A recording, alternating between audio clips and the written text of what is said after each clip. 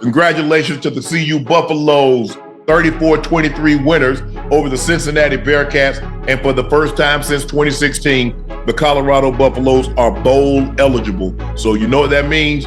We going bowling. We're now tuned in to the Dark Times channel.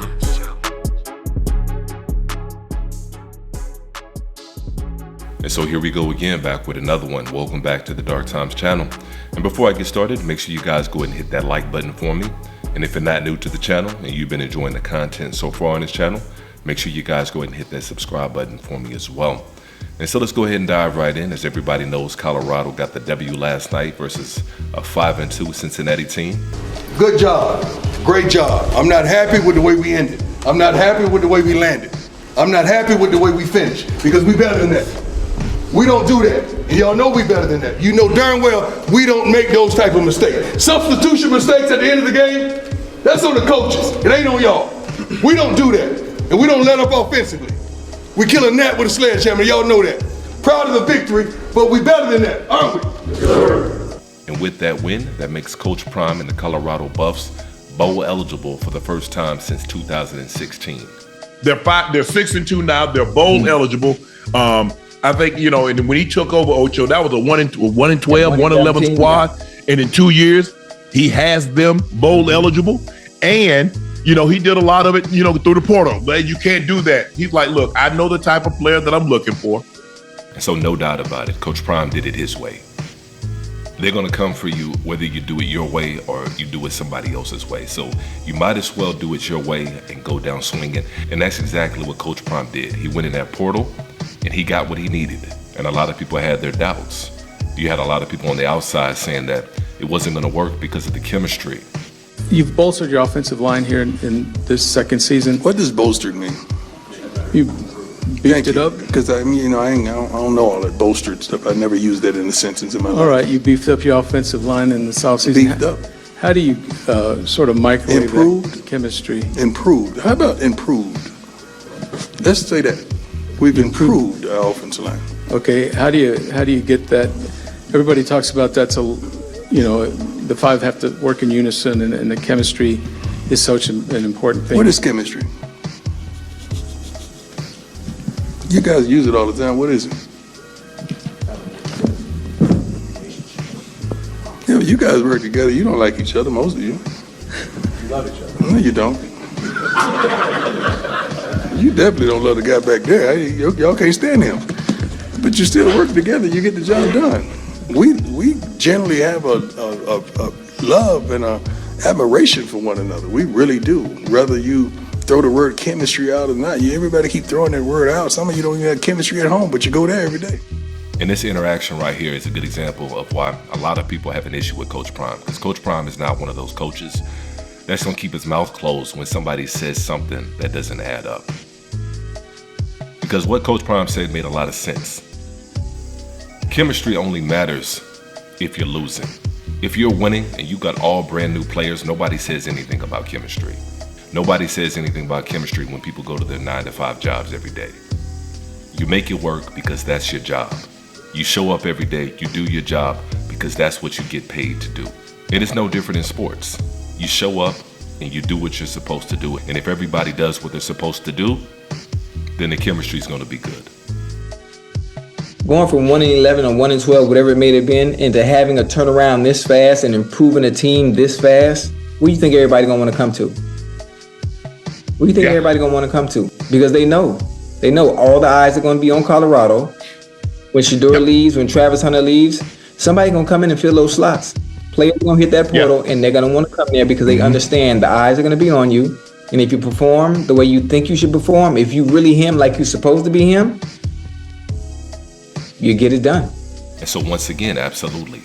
That win was a lot bigger than a lot of people know. Not only did they beat a 5-2 Cincinnati team, a very good Cincinnati team, to make themselves bowl eligible since the first time since 2016. Not only did they do that, they had one of the top high school quarterbacks in the house last night.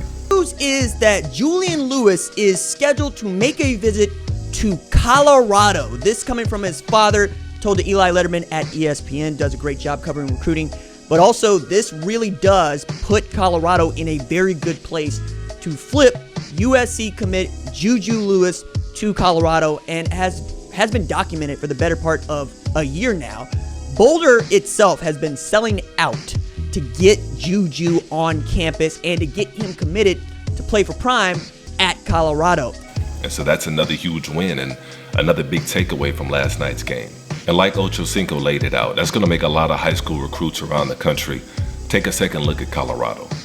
Because not only is Colorado getting the primetime games every week, no matter who they're playing, whether it's Nebraska, North Dakota State, it's going to be an ESPN game and it's going to be on prime time and it's going to be must-see TV. And then on top of that, Colorado is probably going to send at least 4 or 5 players to the NFL draft this offseason. And then they also had the #1 Heisman candidate in Travis Hunter. Travis Hunter, reminding us of what he can do on both sides of the ball. Is he now your front runner for the Heisman Trophy? He is, absolutely, and even missing some action lately, it doesn't matter to me. He's so good. He's such a standout player, and I think, you know, we as Heisman voters, we can get really picky and say, well, he didn't play a game or he doesn't have the stats. It doesn't matter when you look at Travis Hunter. He is so good. He's so dominating on both sides of the ball, and you think about where would this program be without him?